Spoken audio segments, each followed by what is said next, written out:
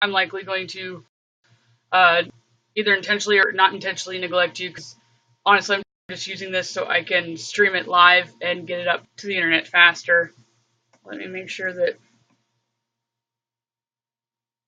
other people know what's up.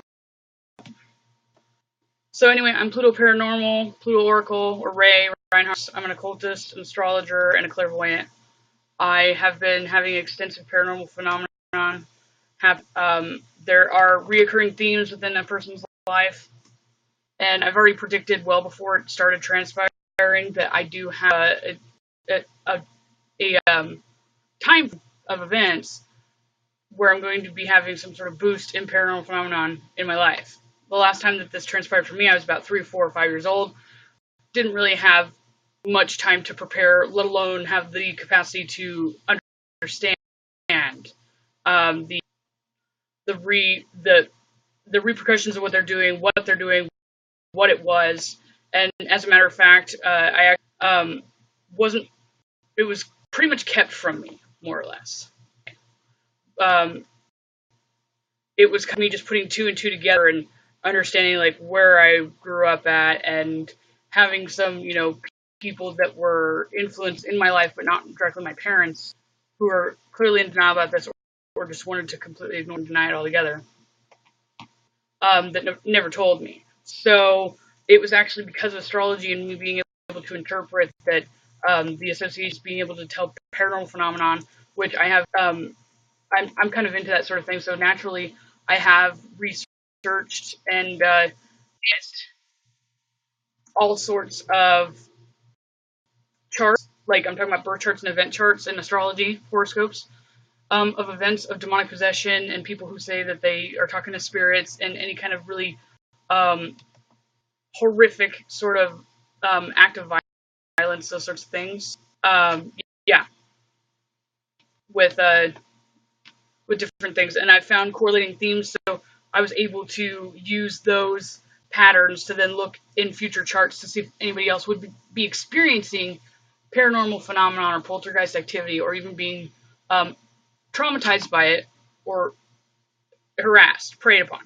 So yesterday, it was in the middle of the day too, which kills me. I had an experience at a cemetery that I have frequented since I was in high school. I'm going to be 30 this week, and so since I was 14, I used to hang out in the cemetery. I live right up the street from it, and so there's this cemetery in particular actually has. Let me pull up the information. There's some site that I saw like when I was a teenager, because that was cool and spooky. I'm like goth and like ooh cool spooky stuff, And it's, I can't remember off the top of my head what it's called. It's the shadowslands.net. It's basically folklore or legends, or people like having ghost stories and experiences in certain places.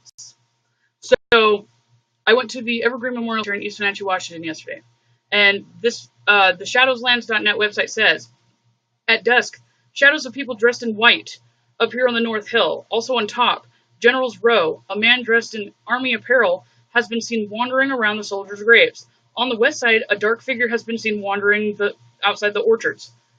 This was written, obviously, 10 plus years ago. The orchards that now exist outside of the outskirts of the cemetery have been basically cut down, and the cemetery or the county has bought that land to continue to bury more people. So that is gone. But I'm actually going to play the audio from me. I was actually going there just to, because it was a nice day outside, and there's been a lot of smoke from fires here, and I was just enjoying, the fresh air outside, and I happened to go to the cemetery, and I always, will turn on my app anyway, because I have an EMF detector. I'm a magnet for that, hello. And I had my first encounter with I've actually been encountered by the same individual shadow person 3 consecutive times throughout this year. Once in April, I can't remember the last time, I think it was in July, maybe June, and then just yesterday. So I'm going to go ahead. This one threatened me and claims that it's home with me, and I'm skeptical of that still, but I'm going to explain exactly how he can, and I'm going to go over all the things why he couldn't attach to me, and I'm basically psychologically dissecting the entire event as it transpired.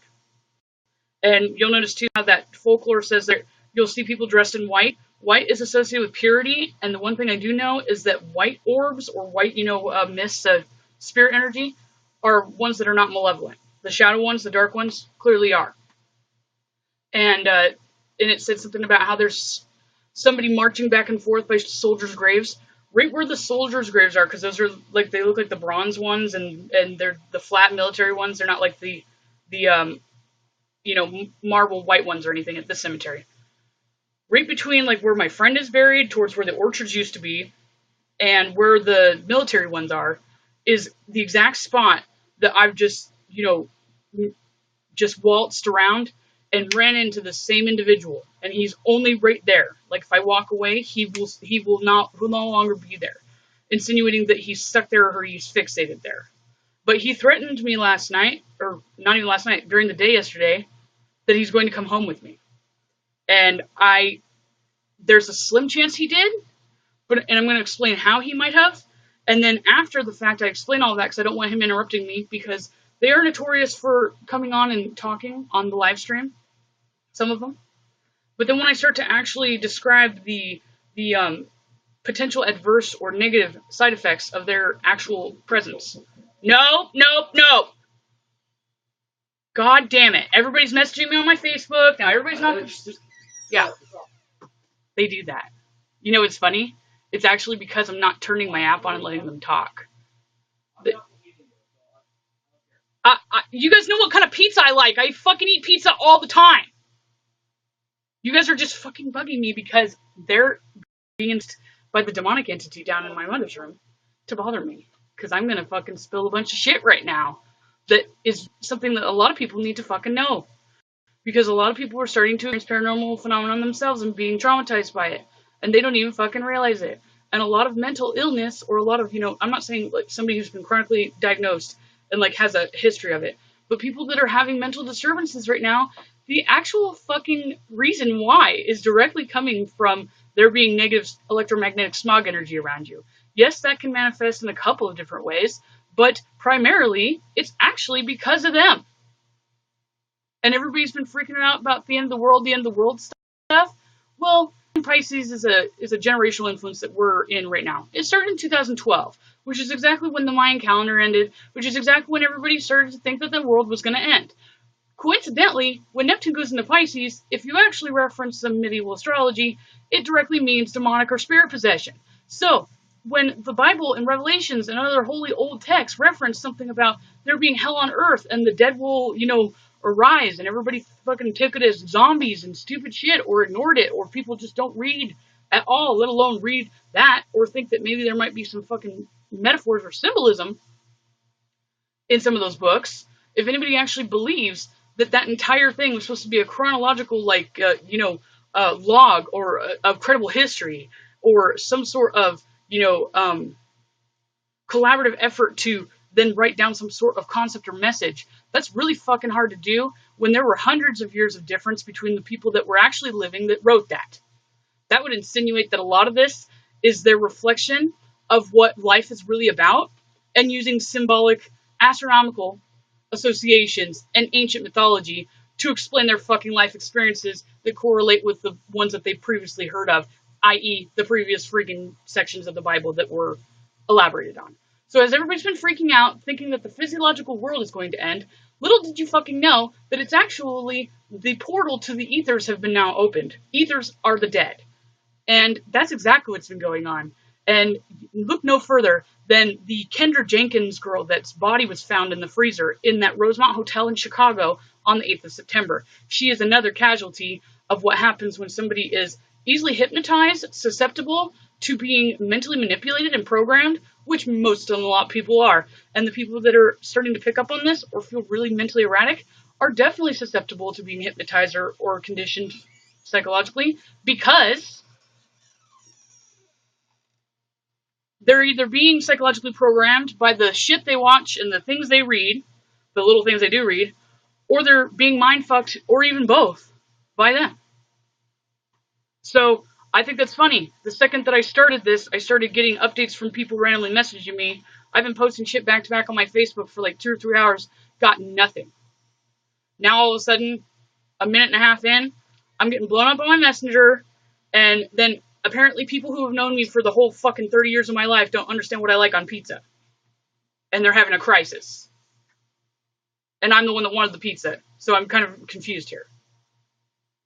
So anyway, I'm going to play some of the dialogue from yesterday, and after I kind of, slept and let my mind rest and not let my anxiety get the best of me, more or less, and started thinking about things, I kept thinking, how did this person actually attach to me?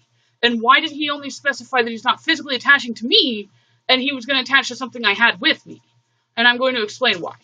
But this is, So not all of them are like this, and I'm going to play the entire clip, and it's longer than what I actually shared on Facebook yesterday, because I was just trying to get the snippet of this asshole. Everybody keeps saying, are the spirits bad? Are the spirits good? Do they mean harm? Do they not? It's really hard to tell. It's really hard to tell. Motives reveal everything, right? And the way that they actually engage a dialogue to you will reveal their motives. So it said that there's white people, or manifestations of white. I'm talking about the dead people, Boo. Thank you. Let's not do this. So the white would be manifested as the first person who comes and talks to me, and then the last person, who were both helpful. The one first initially was telling me not to go back over. Well, they didn't specify. She should really be more clear. But Pisces, and is the archetype they're represented by, are not really good at being clear with details. So that manifests in the world of the damned and the dead anyway. So she was trying to tell me not to, and of course, naturally, I may have subconsciously knew what she was telling me not to do, which would explain why exactly I got up right that second and fucking did exactly what she was trying to tell me not to do. Because that's hilarious. And so she tried to tell me not, and then there was even one when I was pissed off and everything, and I said, fuck off, and he came forward when I said fuck off, and he's upset. So I'm guessing this is a recently deceased person, because I was in the newer part of the cemetery, who was just happy that somebody could potentially talk to them. And then they were like, okay, and they were upset, and they were trying to convince me that some of them are good. And I'm like, I understand that some of you are good, but I'm naturally, I have trust issues. I don't like to turn my back and actually think that for a second everybody's not going to try to stab me, like stab me in the back, metaphor, right? A good example of symbolism there. And like when I can't see who it is and they don't actually identify themselves. But think of it this way: people barely know who they are and can explain who they are when they're alive. If you don't even have a body to look at, nothing to look at in the mirror, you definitely fucking don't know who you are either. So there's that. But anyway, so it'll demonstrate that there is a possibility for all of them to be all over the spectrum, good or bad. They don't care that you're there. They don't care if they're there, or they do care, and all that sort of thing. I've noticed generationally, like the people that died like 200 plus years ago seem to be a lot more civil and well-mannered and harmless, as opposed to the people that have died in the recent generations. That has a lot to do with sociological bullshit. People had manners and a sense of integrity and honor and shit back, in the Victorian Edwardian times. And we don't have that anymore. That's what the fucking book means by Revelations. Saying that everybody's gonna, basically be tempted and gonna be persuaded by the devil to do misdeeds. We're all horrible people. We're disgusting people as a society today. And I've proven that over and over again with the dialogue with them. So, everybody dies. Some people are assholes. Some people are nice. So, the same applies on the other side, as above, so below. All the people dead, some are assholes, some are nice. Usually the nice ones mind their business. Or hopefully, they get to move on to something a little bit higher and better than the bullshit and being at the bottom of the food chain, more or less, on the ghosty side, so they can get away from that shit. That's called rewarded. So here's the whole clip. Are you going to walk with me? September 25th, Monday, Okay, alright. 2017. I was just wondering. At the Evergreen Memorial Cemetery. First one that I was at earlier this year, where I had my really intense activity, more or less. But anyway, Turning on the ghost app right in a second, even though I do feel you guys overheating my phone. Thank you. I get it, but I'm not turning it on right now because I don't want you guys distracting me. I'm trying to find the people that I actually knew that died. And I don't know if it's just like this cemetery's expanded a lot since I used to frequent it. And I swear I used to easily find Angelo's, but I mean I can't freaking find it anywhere now. What do you mean? Is that one? Oh, they're right there. No. It's 7 o'clock, though. Well, sure. They're out there in the hall, and it's 7 o'clock, meaning the sun's not going to bother you right now. That's what I'm getting at.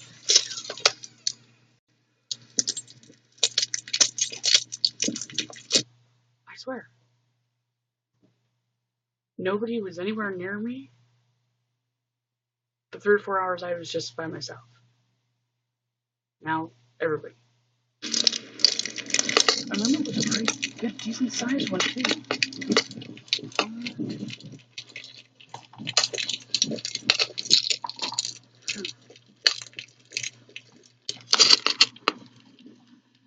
Freaking weird, dude.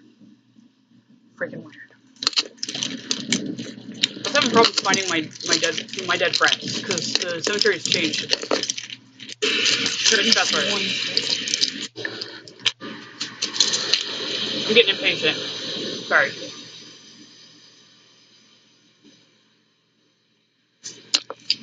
October 29th. He's a Scorpio, too. I could stand him in art class. I remember that. It drove me crazy. Wow.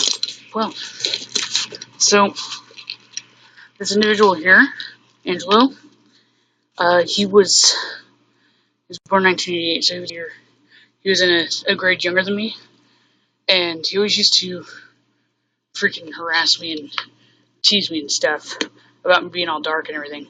I kind of get why he was doing that now. He's a Scorpio, but it was 2005. Yeah, it was a week or two after I graduated. He was driving down Sunset Highway here in East Wenatchee, and somehow there was he was driving like a kind of sports low riding car, and somehow one of the waste management trucks was backing up and backed up right over the top of him, and he died instantly.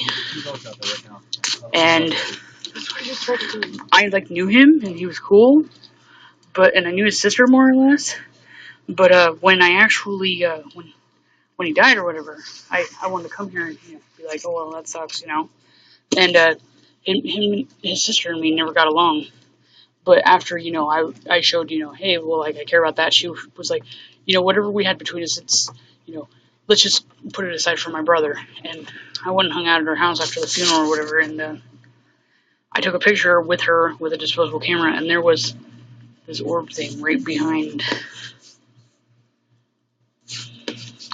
us. I still have that.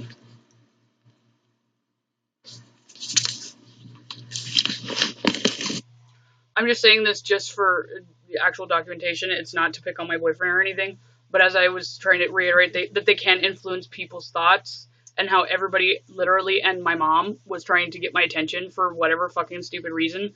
Besides the fact, before I did this, I actually intentionally went downstairs and harassed everybody that was down there so they could get their fix, and then I actually even talked to my boyfriend for a minute, and then came in here because he was in there.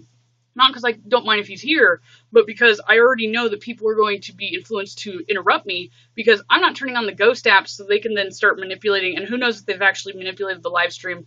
But if you've watched my previous parapsychology, paranormal activity discussions here on livestream, right when I'm starting to list off that they cause depression and suicidal ideation and sickness and all this stuff, and their negative atmospheric kind of energy actually inflicts you and causes negative repercussions on your physiological or mental or emotional well-being, they love to just start going and making the feed screw up. But since they can't do that right now, especially with the app on, and I'm actually, because I don't have the app on right now, I'm going to be able to determine if it's because the app is on, they have more of a capacity to do so because they're feeding off my phone, or if they can do it no matter what.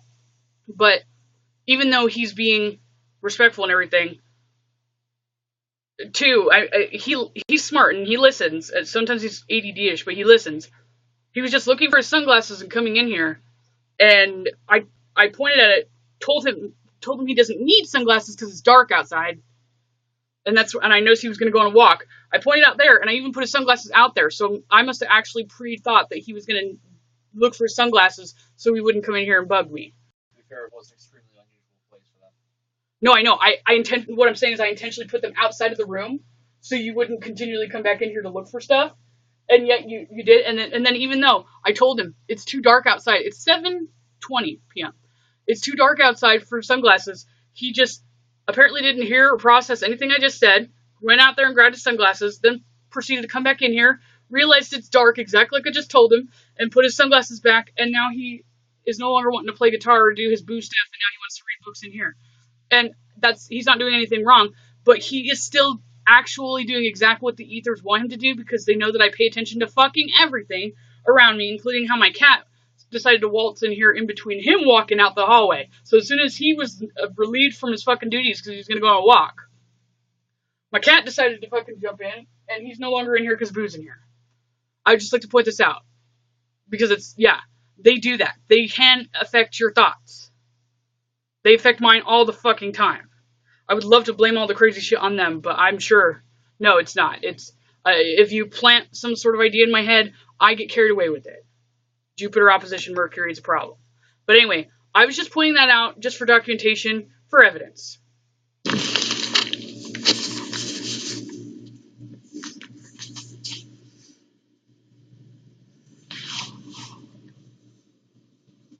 So the first voice that you'll hear is down where Angelo, my friend, is buried from high school.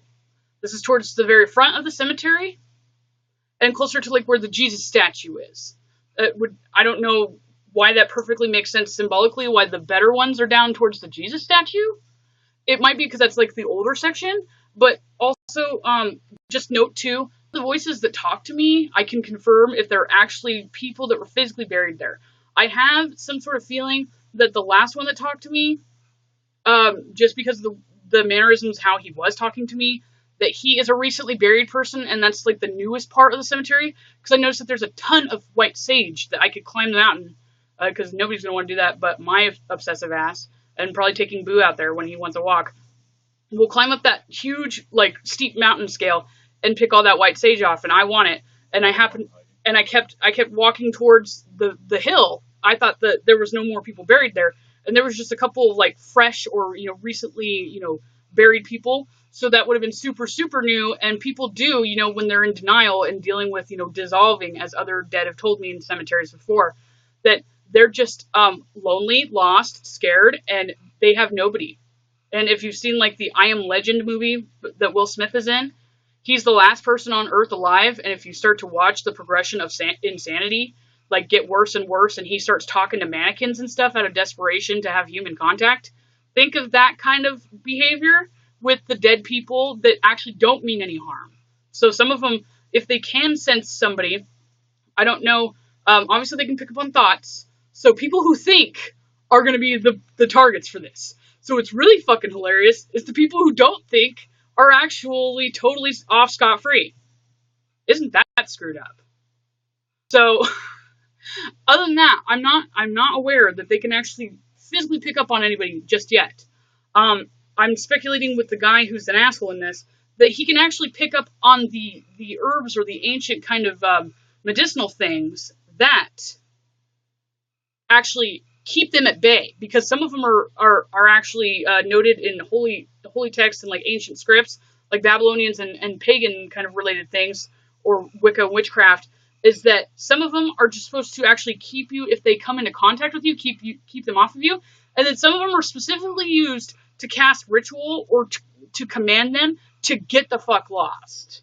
So if this person had some sort of inferiority complex, which I'm sure they did, because that's what I gather from all the experience and dialogue I've had with them, they would, if they would have sensed that I had something like that on me, when I'll go over what I actually had on me at the time, they would have likely wanted to come up and try to actually antagonize me and scare me, because they're pissed that I'm protecting myself.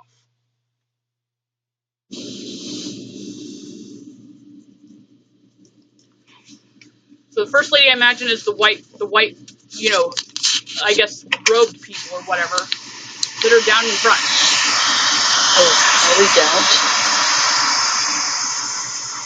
always was here. But if he ever was, it is not. Here's your telephone. So I'm actually trying to see if any of my friends that I knew that died, because I've never actually tried to go there and specifically talk to them. I already assumed that they're not going to be, but I tried to see if they would talk. If you want to come forward, there's a chance to be nostalgic and talk shit again.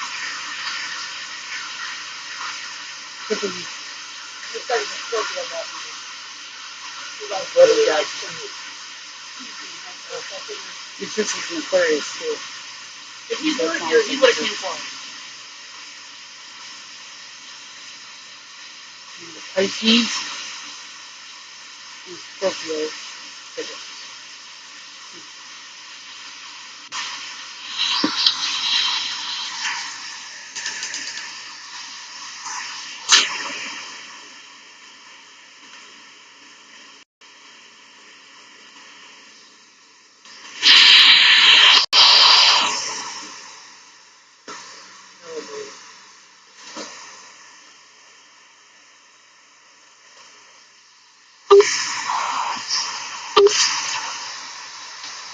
Hello.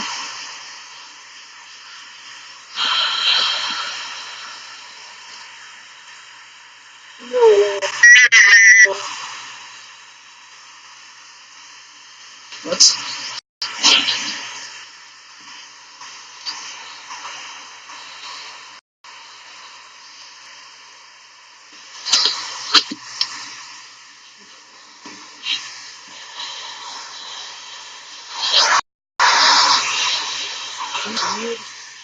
Fucking stop.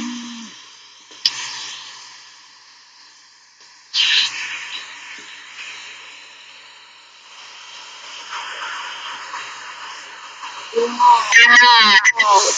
Do not what?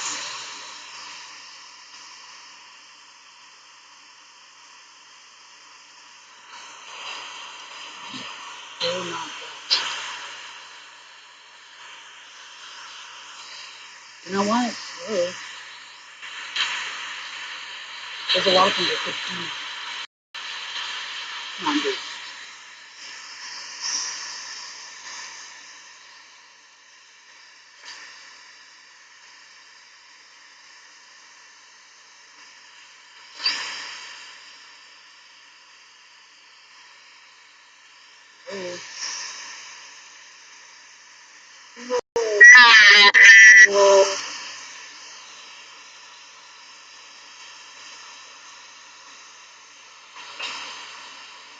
Okay.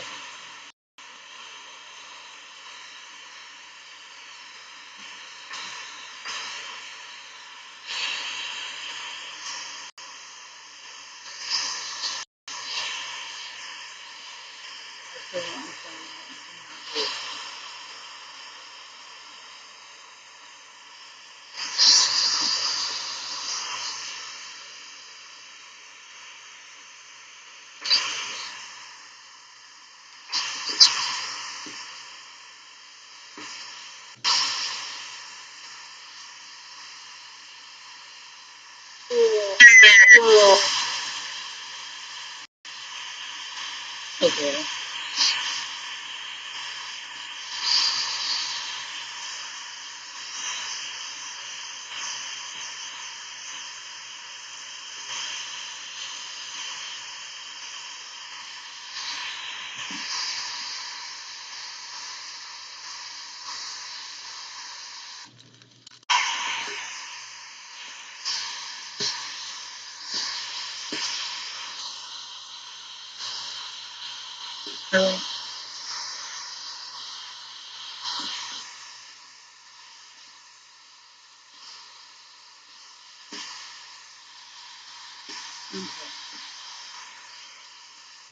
Oh, crap.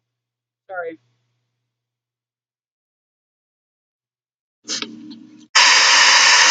Sitting here. Gentlemen, December 2 would really love to hear from you.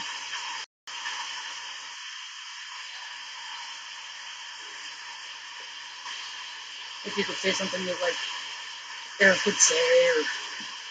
So I accidentally jumped a couple minutes ahead. I'm not going to really worry about it because a lot of it's probably dead silence.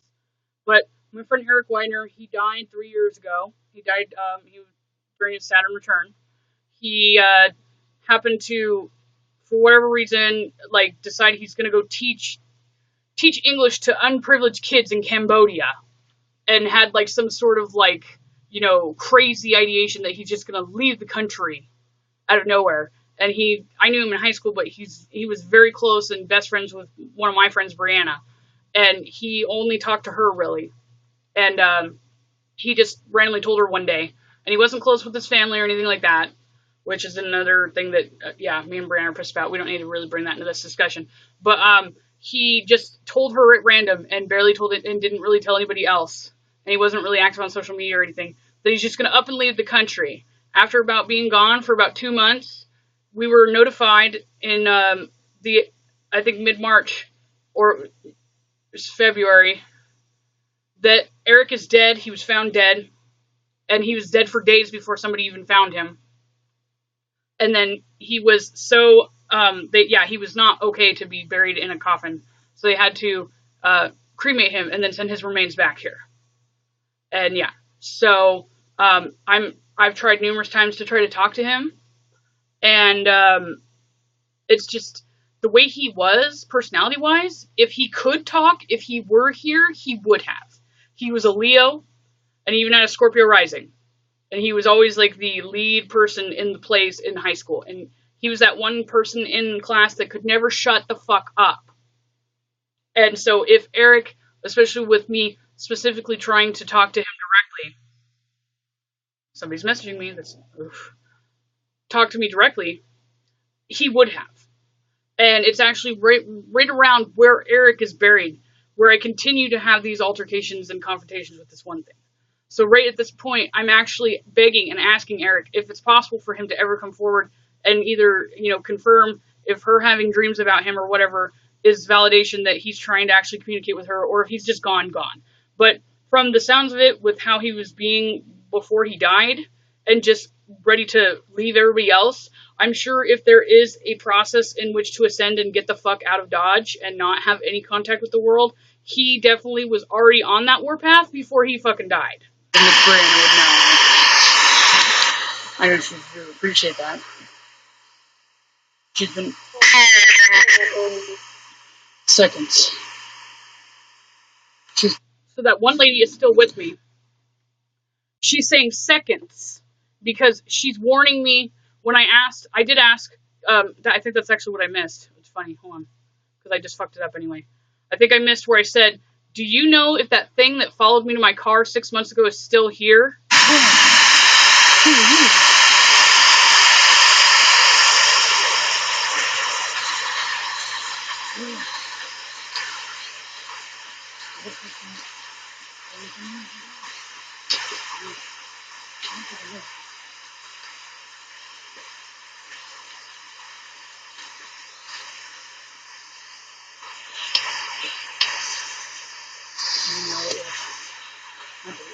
Still around?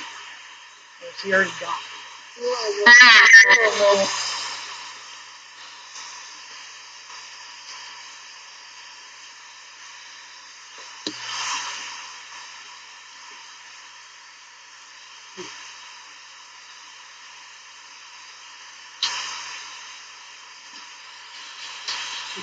Anybody else in here?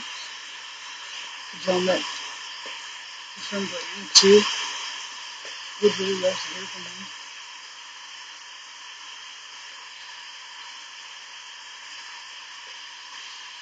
If you could say something that, like, Eric would say, or something that Brianna would know. I know she would really appreciate that. She's been...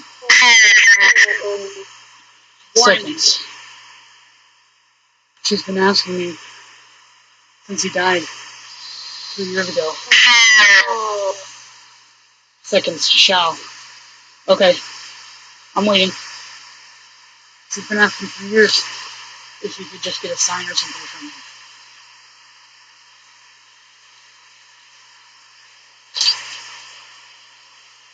wants to, know he's okay. She kind of wants answers. No. So she says north. If you actually reference that shadows.net with the urban legends of hauntings of places, this particular cemetery talks about seeing those white, spirits or whatever, to the north side hill.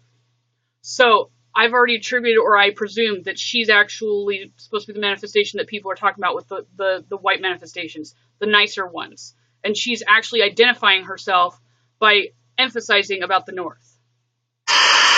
North. That way?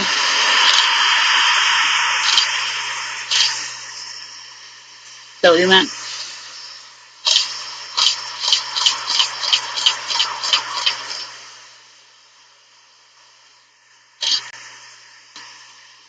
And you're gone.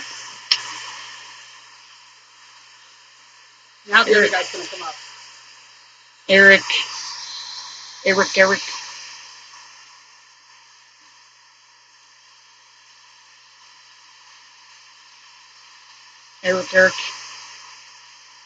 If you can ever come back, or ever even just somehow say something, that Brianna would just know that it's you. She's been really, really hoping that she would get some sort of acknowledgement from you. She really misses you. And I'm sure you're aware that she thinks of you all the time. And she even asked me if when she's had dreams of you, if that's supposed to be you trying to come to her and tell her something, or sometimes I just randomly will jabber on to try to get their attention, regardless of whoever I'm talking to. But I've noticed just looking back and observing and analyzing the data, the audio, and even sometimes the video, if I do that when I start to talk confidently as if I know that there's somebody listening, that's primarily when they also do show up. So before it even beeped, I started to, because I was just kind of fucking off at first, but then I started to feel more like I need to actually project my voice as if there's somebody potentially listening, and I want to make sure that they heard what I said. Talk to her. There's somebody here. Eric?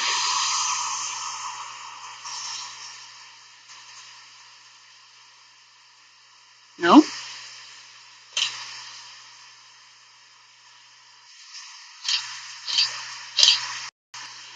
I feel tension staring at me. Oh, hell no. No, you're not. You sure aren't. So what he's referencing is what we call spirit attachment. There are different kinds of spirit attachment. There can be an actual, dead consciousness residually lingering somewhere that may have been something they were emotionally linked to in life.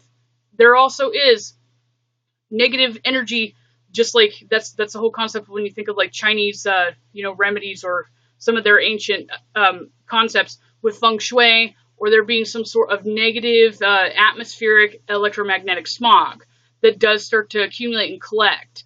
And it does influence on a psychic level for there to either it's a magnet, like groupthink kind of things, how people that are not necessarily up to any good seem to somehow are drawn to find each other, and the people that are certain navigate to certain other kinds of concepts somehow are drawn to each other.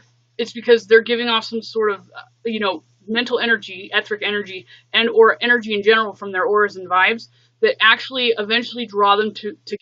So when there's some sort of traumatic event that transpires in an area, regardless if it was because there was something really fucked up about that area to begin with, and it just becomes a hot spot for chaotic traumatic shit, and or if it was one event that then was a domino effect to continue to draw other negative shit to it. There's even an example of that. The parking lot in the downtown Wenatchee consecutively has had 2 people shot dead, continuous issues with all of the actual stores going bankrupt and out of business. I kid you not, even just the grocery store Albertsons right there, where somebody was just recently shot in cold blood by a police officer, and it's being even covered up, and there's a bunch of fucked up shit about that. that actual store itself where he was shot down in front of, and he basically that store used to be an Albertsons, and then Albertsons was somehow going bankrupt or filed bankruptcy, and then Hagen's, which is another grocery store, bought them out.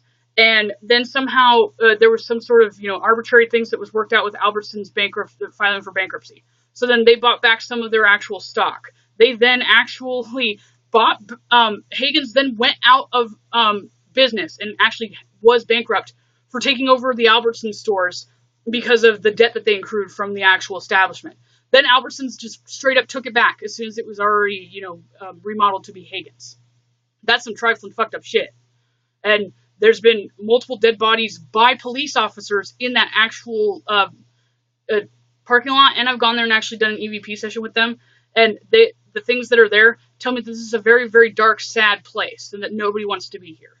And I also Target's in that parking lot too, and everybody that works at that Target and everybody in Wenatchee says that there's something fucking wrong with that Target. Oh, that Target's an absolute clusterfuck. Yeah, like Target's not that great of a company in general. But, I've even worked, temporarily over at some of the Targets in, the Seattle area, and it was nothing like the one here. Nothing. But anyway, I'm going to keep playing my audio here. Hey, Fred. I'm basically analyzing the discussion from yesterday, and you just jumped on right when I'm talking to the asshole threatening me. But I'm actually analyzing his dialogue, and then I'm going to actually turn it on, the app at the end of this, and actually figure out if he's here or not. You are not. You are that fucking thing that was following me in April. You go ahead. If you want to be my next guinea pig for exorcisms, then go for it.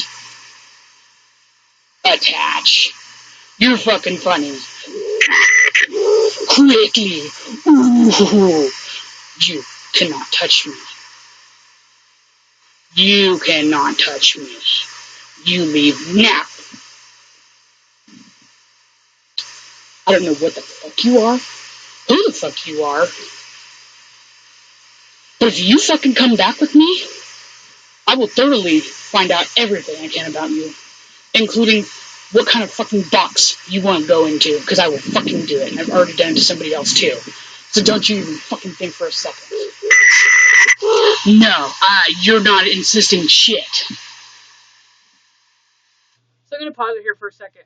The reason why he's actually arguing with me, because I've met, quote-unquote, something that considers itself a demon, and it actually doesn't try to convince me that it's coming with me, or it's going to do something to me. It just says something to make its presence known, and it does whatever the hell it wants to do. Like, make me feel like I just had my stomach gutted. So the fact that he's actually insisting is funny. So, on my, let's see, let me pull this off. On my actual purse, I've made a bunch of these sachet things. It's called sachets. It's an ancient pagan natural magic.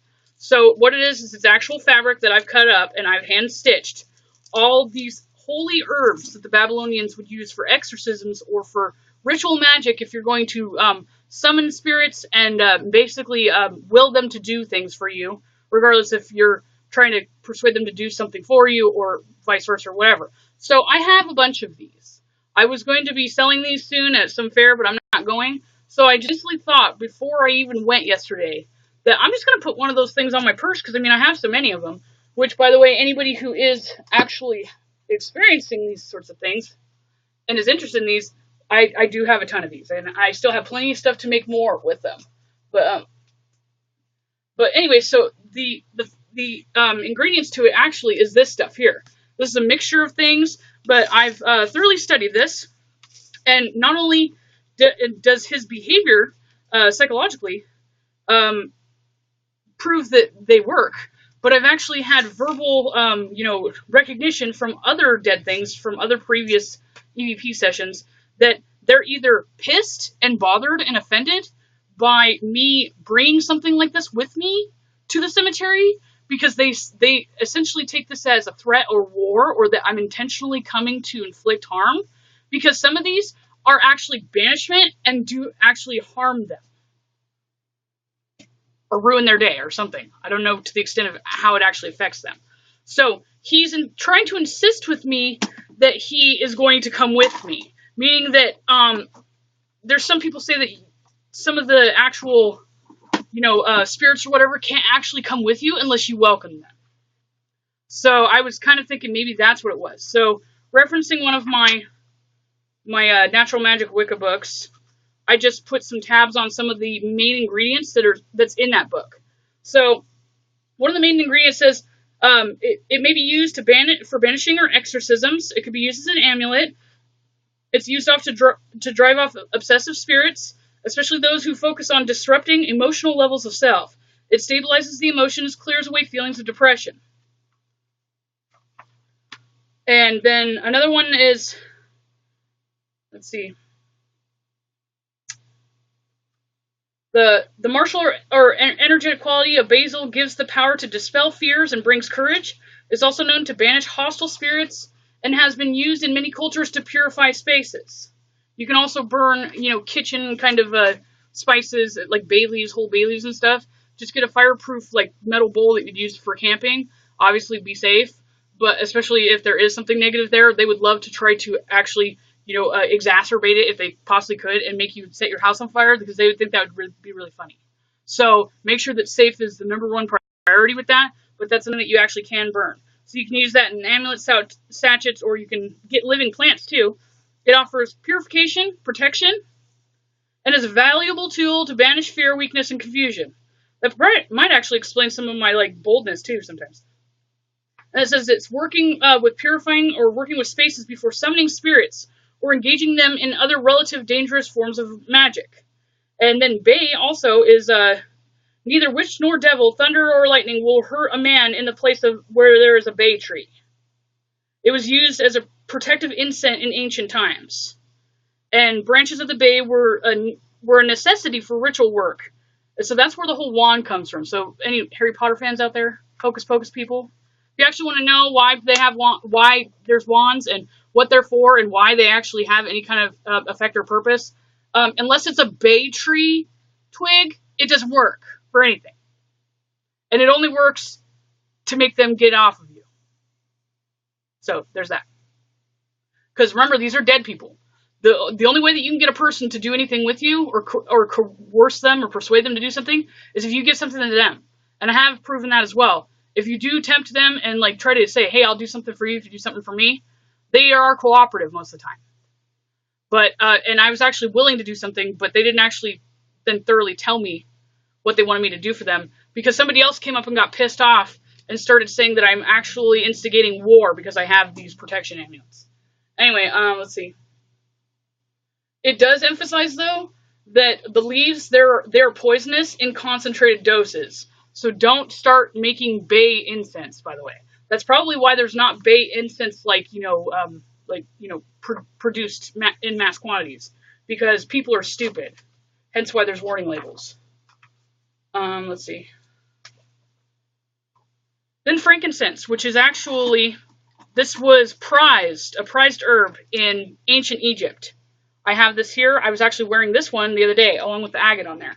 So this one is associated with the sun sign of Aquarius, by the way, Fred, so you probably like this. It has powers of projection. Go! I got it. I'm talking about the frankincense.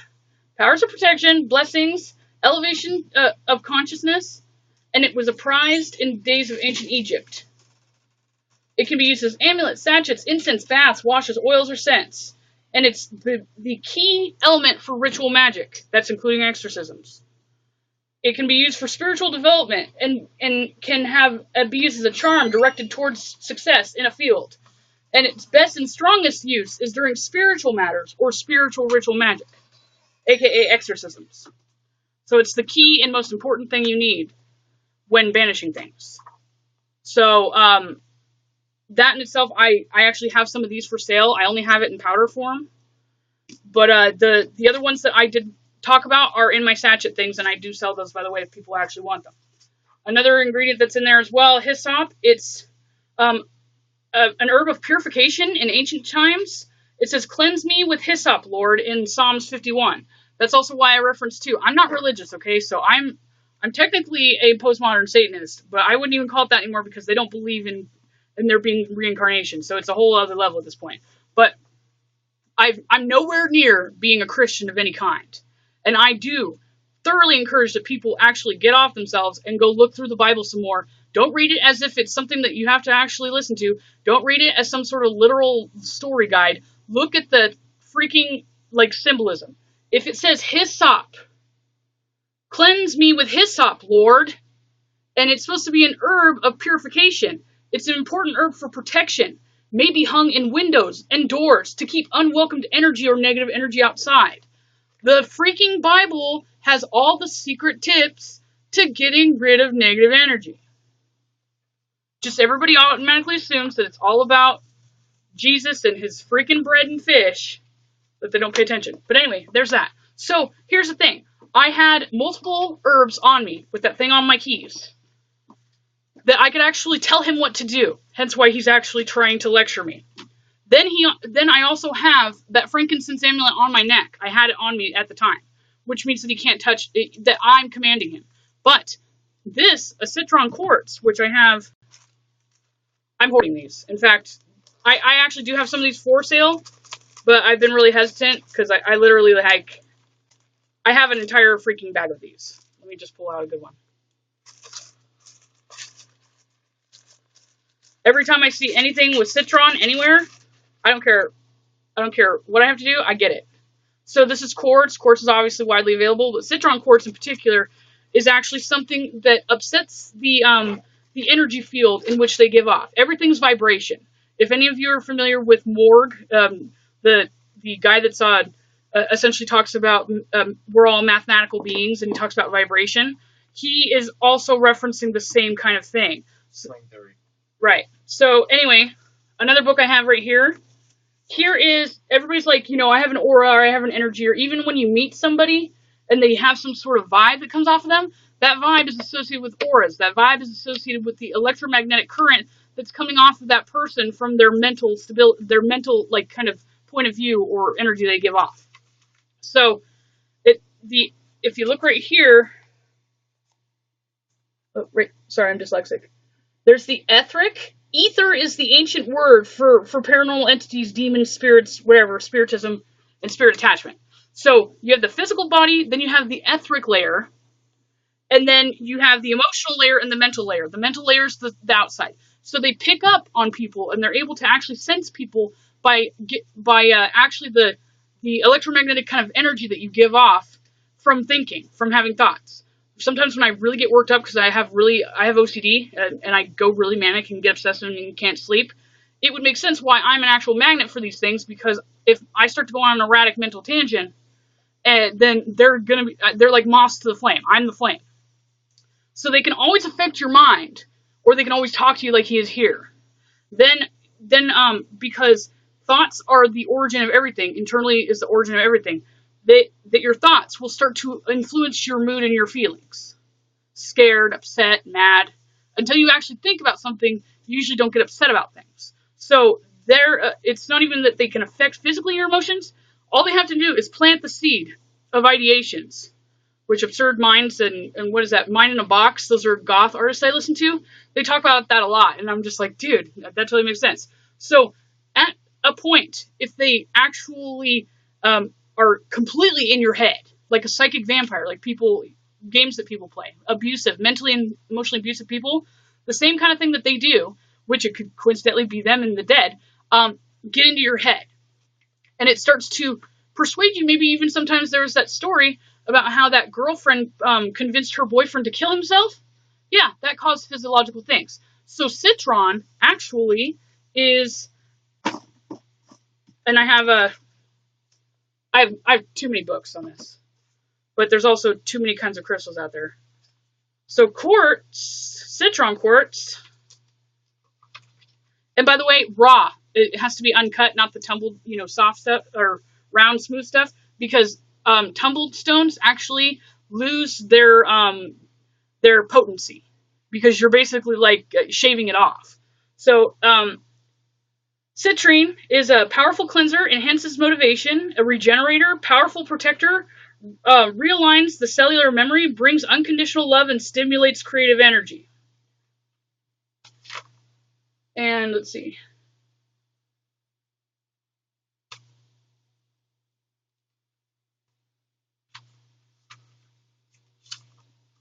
I swear I made this super quick too. Okay. Citron Spirit Quartz works through the earth and solar plex chakras, helping in standing centered in your power, directing your life from that place. And the stone purifies intentions, and particularly useful for accessing true abundance with paradoxical releasing dependence on or attachments to material things, promoting self-awareness. It purifies and cleanses the biometric sheath. When it says biometric sheath, it's specifically talking about the etheric outline beyond your physical body. And then it also protects a house against electromagnetic smog or geopathic stress, and heals disturbed earth energies. It's helpful for conflict resolution, sending forgiveness to those you feel have wronged you, or asking for forgiveness for yourself in a world situation. So I was wearing this when that asshole from the cemetery tried to say that he was going to attach to me. And I do find it fascinating, too. I actually have dialogue text. When he said attach, it was at 10%. Then when he said quickly, it said 99%. So it's almost as if he knew that he couldn't actually attach to me. And it's almost, he didn't say it confidently, because I've noticed that the higher the percentages with, the speak and spell text thing, that it's almost as if they're yelling or they're confident in what they say. So if they mean what they say, then it would be higher. That was the lowest percentage thing he said. So the only other thing that he possibly could have attached himself to that I had on me was my ring that he then will mention here in a second. This is a rainbow obsidian ring. Obsidian is a Pluto or a Scorpio stone. It's meant to absorb negative energy. I have recently thought about this, like about a week or so ago. I thought, like, dude, I need to continue to wash that off more often, because you're supposed to cleanse stones, especially when they have absorbed or been, subjected to negative energy. I will note that it is rainbow obsidian in sterling silver. No, I know, but what I'm saying is that I have to, like, thoroughly rinse this off and remind myself that I'm cleaning it. And I've been bad about that. So I don't think that he actually did. We're going to find out here in a minute after I'm done explaining all this. I'll turn it on and see if he's here. Because if he is, he's going to be pissed. Because I took, what are those sticks called, Boo? Which sticks? What I want to call, what you think I want to call. Oh, the patchouli. Yeah. The patchouli. Okay, I always say peyote. And yeah, so the patchouli sticks, I actually have them right here. This is another thing that you can use in substitution for smudging. I took one of those sticks, lit it on fire, and then cuffed it and basically embedded this entire thing in smoke, which I could essentially purify it as well instead of rinsing it, because some stones you can't actually rinse with water. They don't recommend that. And then I have this little clear bag of citron quartz in here, and I sealed it up. It has a zipper on it. I doused it with that, and I threw it in this bag of giant collection of raw citron quartz. So if he is still here, he's not happy and pissed, because he's only attached to this. He can't attach to me. The only person he probably could attach to in this room would be Boo, because he refuses to wear a citron quartz. So he either is with him, or he's in this ring and he's pissed. But if he did come at all. But seeing as I had that sachet thing on me, these things that I have, this actually has all the herbs in it. Like, if you say it like you mean it, like, be stern like I am with him in this audio, he has to actually listen to me. So, which would make me automatically assume that that means that they were actually trying to possess me and push me out for it. Wait, hold on, sorry.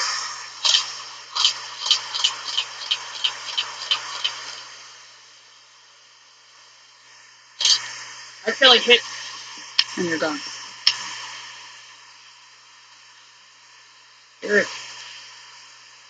Eric, for it.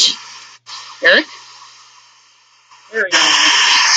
Okay, I'm sorry. There we go. You. Jerry, no. It's you. She's been really, really hoping that she would get some sort of acknowledgement from you. She really misses you. And I'm sure you're aware that she thinks of you all the time. And she even asked me if when she's had dreams of you, if that's supposed to be you trying to come to her and tell her something or talk to her. There's somebody here. Eric?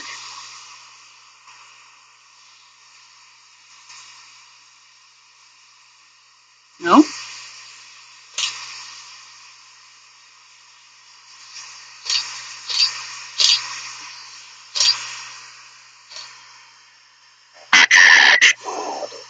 Oh, hell no. No, you're not. You sure aren't. You are not. You are that fucking thing that was following me in April.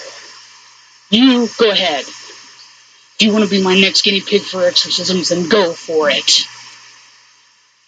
Attach. You're fucking funny. Quickly. Ooh. You cannot touch me. You cannot touch me. You leave now. I don't know what the fuck you are, who the fuck you are, but if you fucking come back with me, I will thoroughly find out everything I can about you, including what kind of fucking box you want to go into, because I will fucking do it, and I've already done it. Just anybody who's jumping in and has no idea who I am, or has not previously seen some of my YouTube videos, since they're on a different channel anyway, I have been thoroughly, obviously, studying some of these things. And I did try, out of essentially just, I was trying to prepare in time for the summer solstice Lithia ritual day to be well rehearsed and prepared to do an exorcism of some sort, just banishment. I did it, and I was actually going to do a mock ritual to then show some people who are also having some issues with this as well. Because it's going to be an ongoing issue, and a lot of people are going to start feeling this, especially at the first week of October when Jupiter goes into Scorpio. But I was trying to kind of help people, and then just be able to, look back and see my actual progress or what I did and see what worked and what didn't. And so I did do an exorcism, and I actually did put him in a sachet and an amulet, and I went and buried it like 2 hours, 100 miles away from here, and he was gone. So, yeah, if anybody wants to link to that, I can give it to him later, but that's what I'm telling him. And to somebody else, too. So don't you even fucking think for a second. No, you're not insisting shit. I'm being sarcastic, you dipshit. You are the thing that fucking followed me back to my car 6 months ago. Well, it's nice to fucking see you too again, asshole. And all I have to say is that I'm not as apprehensive or scared as I was last time. In fact, I've been getting a little bit better at fucking handling you guys. If you want to come home and be my fucking guinea pig, and be in a little fucking box, and go get buried out in the fucking hills, then be Autumn, then be my fucking guest. Then be my fucking guest. Autumn, okay. Are you trying to validate that it's the fucking Autumn? No shit. No shit. Capable. Oh, you're capable of doing that in the Autumn. Well, no shit. I went to Goldfield, about a month after I met your ass, and I actually had something trying to fucking push my essentially my fucking soul out of me, which would make me automatically assume that that means that they were actually trying to possess me and push me out. And guess what? Yeah, and my ring.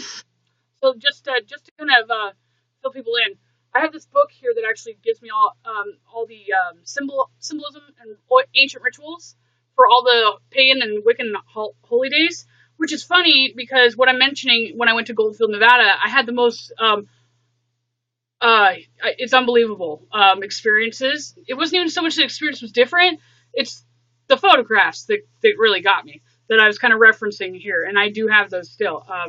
Yeah, it's terrifying. But funny enough, I've had this book for a while. I've been hoarding books for a long time. And the one page that is actually the day in May that I was there, for whatever reason, when I first opened this book, this page just fell out as if I ripped it out. And it's clear, just clear came out of the binding. That's the only page that's actually ever been ripped out, and it occasionally, gets, somewhere else in this book. But that night that I went to Goldfield, and basically the entire freaking town that's dead. If you know Nevada, the state of Nevada, it's a whole ghost town pretty much. Some really horrible Wild West kind of stuff happened there. Me and my friend went there, and because we're both sensitives more or less, And what's funny too is that he's Native American, right? He's actually a Paiute, which they've had the Paiute Wars in the Old West, where the Paiutes would actually go out and slaughter all the people that were in Nevada doing the mining. So naturally, him being actually a full-blooded Paiute, they're going to be pissed that he's there. They thoroughly attacked him, like he's type 2 diabetic. He looked like he was having like a low blood sugar episode the moment we stepped on the grounds until we physically got out of the town. And yeah, but anyway, so what's funny is that I had my friends start taking pictures, and they do screw with my camera sometimes, but the pictures we did get, we got like pictures of the headstones, because I'm goth. I love to take pictures of like the actual graves, and I do have plenty of me going there before during the day where you can see the plots, and you can also see that there's no town or no like actual cityscape where you would see light pollution or lights from buildings and stuff in the background. But as you progress on, we did it for about 20-30 minutes. We were there until Curtis couldn't get any better, or we couldn't get Curtis better. You start to see the same thing, and you start to see it almost looks like city lights behind them. And people have asked me, I'm like, is there a city there? I'm like, there's a mountain right there. An actual mountain. You can look on Google Earth. It's a mountain right there. And then on top of that, as it continues to escalate, me being my provoking self, and it was actually on Mars Day of all days, which is hilarious, I decided to go out there and say, I know the history thoroughly with Goldfield, actually, because me being born in Nevada, but I also have this that I bought years and years ago, the Goldfield Tonopah history. And so I know it thoroughly. So I walked in there and I said, how do you guys feel about how you've been treated? How after they wanted to rescale the Goldfield Hotel and build more, beautiful buildings, that they disrespectfully dug up all of your bodies from the town and then drug you out here, paid people to drag you out here and bury you in shallow graves, which all of them have not even been correctly marked till this day. How do you feel about being dug up and then buried like garbage in shallow graves outside of the city limits of Goldfield? I said that, and all those little dots that were already showing up turned into, it looked like a rave. And it was terrifying because I didn't actually know any of this was going on because you can't visually see it.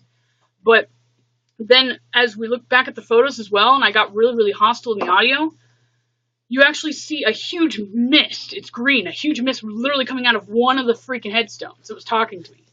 And he starts, like, the mist starts to come up like a smoke machine around, like, my feet and my waist. And then you actually see, like, it looks like it's, like some sort of blur where there's me, somebody who looks exactly like me following me first.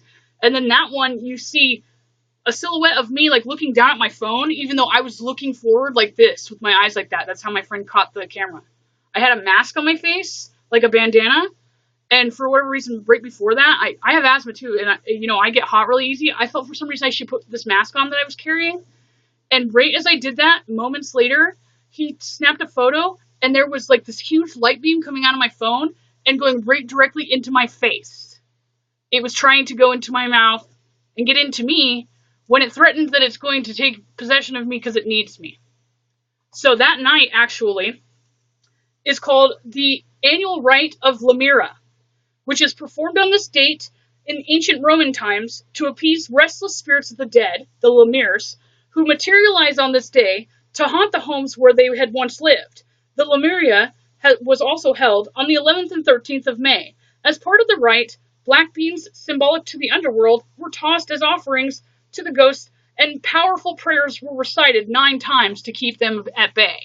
So I picked a perfect freaking night to do that. In fact, actually, because they are mentally influencing people, and they mentally influence me, and they know that I'm confrontational and antagonistic, and I have some serious balls, it's no coincidence, as a matter of fact. And my friend Cruz being a sensitive as well, and them actually, in particular, actually wanting to kill him if they could, makes sense that they would take this opportunity, because we were doing all kinds of ghost adventure stuff in Vegas that week when I was there anyway, and coerce us to go to Goldfield. It was actually his idea to go. He's the one that drove. So then we look back, then we look to yesterday was the 25th of September, right? So what this ghost thing is insinuating is the reason why he couldn't attach to me in April, which was his only chance, actually, because I didn't have any of these things and I didn't know about any of these things before. And so he missed it. He screwed up. So the 26th of September is the mark of the day of Azrael, a Hebrew fallen angel who seduced mankind. That's the reference that everybody's getting with like Doomsday and Planet X and shit, by the way. It's supposed to be the fall of Venus, which is associated with temptation and Lucifer. You're supposed to basically sell out your moral values and your integrity and be bribed. That people would rather, if you see memes online now today, if somebody would say, would you rather throw out a Bible or, stop talking to your grandma or have $1 million? Everybody's going to choose $1 million now. And that's exactly what it's referencing, actually. So, and everybody's like, all these nice, good people keep dying that are important in my life. Like, all these really nice people like Robin Williams. I'm like, yes, it's called the rapture. All the good people are being dismissed and given a favor of being taken from this world, so they don't have to continue to live on hell and earth here with us. So anyway, he thinks that because it's the fall, he has the capacity to do what he's doing. But if you look at this from a behavioral psychological perspective, the fact that he actually has to reiterate, especially with the percentage being so low and him seeming like he's really, trying hard to talk to me, him actually being, weak, and he's really trying to force to convince me. He's trying to make me believe what he's saying. But because I've thoroughly had these experiences where I'm elaborating with him on this, that's not true, that's not happening, I'm sorry, no. Yeah. And funny enough, too, the thing that was in Goldfield was being really nice to me, which is really weird, and that's what kind of, like, threw me back about the photos. It was telling me things about how this is a test. What I'm doing right now is something to prepare you. I am a professor. That was essentially what he was saying. It was like, this is going to be practice. That's what he kept reiterating to me. And he's like, we need you to do this. So he was actually foretelling that he was intentionally trying to scare me and do what this one wants to do, to teach me the actual ancient ways of getting them off of you. Then be my fucking guest. Autumn, okay. Are you trying to, validate that it's the fucking autumn? No shit. No shit. Capable. Oh, you're capable of doing that in the autumn. Well, no shit. I went to Goldfield, about a month after I met your ass, and I actually had something trying to fucking, push my, essentially my fucking soul out of me, which would make me automatically assume that, that means that they were actually trying to possess me and push me out. And guess what? Yeah, oh, my ring. Ah. You're fucking funny.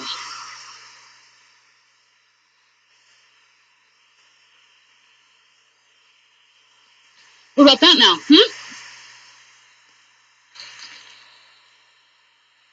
Clean it off on the wet grass? It's fucking cleansed now, bitch. What are you gonna fucking do? If you wanna fucking attach to this, I can put this in a box, and I can go fucking bury this. So if you wanna do that, go ahead and be my guest. Yeah, you're not showing up here anymore. You're fucking funny. The EMF is still high too, so don't fucking insult me. I'm fucking well aware that you're still here.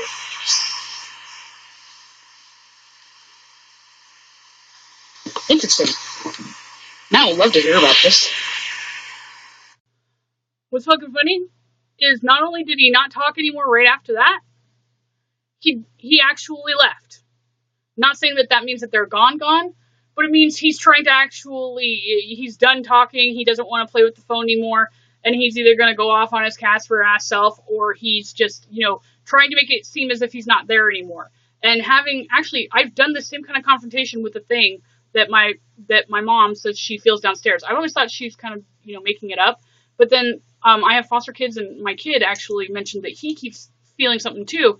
And then one of the dead, when I was talking with him at the cemetery, there's certain days of the week that, more of the nurturing sort of, I guess, angels would talk to me, if that's what you call them. And they warned me about the child in my house talking to something really, really bad. They kept telling me he's evil.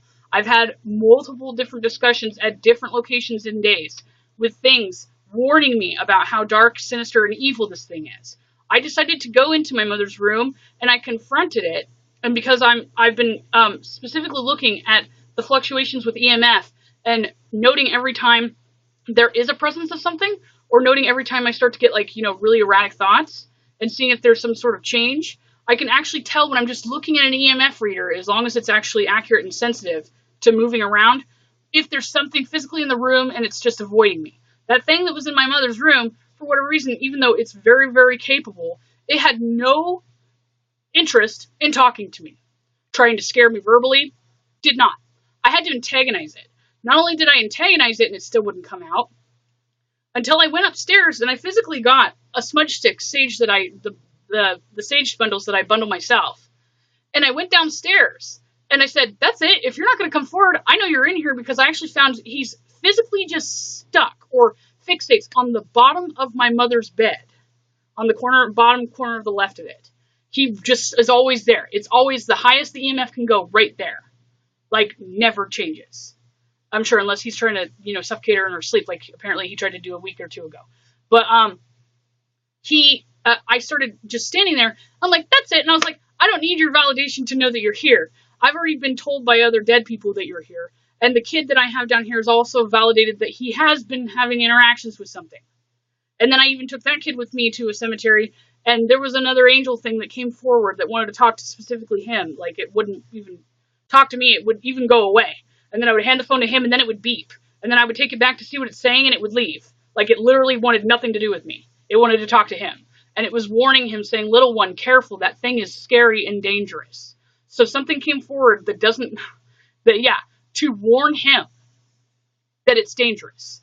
I've had warnings, like, earlier in this clip, that lady who said, don't go up there. But even still, her and then the guy towards the end, they both acknowledged that he's not nice, but neither of them actually acknowledged that he's actually a physical threat. So the thing that was downstairs in my mom's room, when I went down and antagonized it and then, burnt the sage, it immediately came forward, and we had some really, really nasty altercation for a moment. About like 4 or 5 minutes transpired. He came and said he's from the dark, and that he's surrounding me, and I'm going to regret this, and that I will not get away with this, and that he's demonic, and I better freaking back down. So I kept talking shit to him. Fuck you, I don't care. I didn't have my sachets. I didn't have my frankincense amulet. I especially didn't have the citron quartz. I did not learn about that yet. Within moments after that discussion happened, he said that don't worry, it's only temporary with the smudging, because the tension seemed to, dissolve. And my mom even said that she slept better, and everybody else said that they didn't hear or feel anything downstairs for at least a week. Then after that, the next week, the energy came back twice as much, and then somehow my mother, my brother, his girlfriend, the kid, all came down with pneumonia, to the point where they all had to go to the ER and be treated with antibiotics and extensive stuff.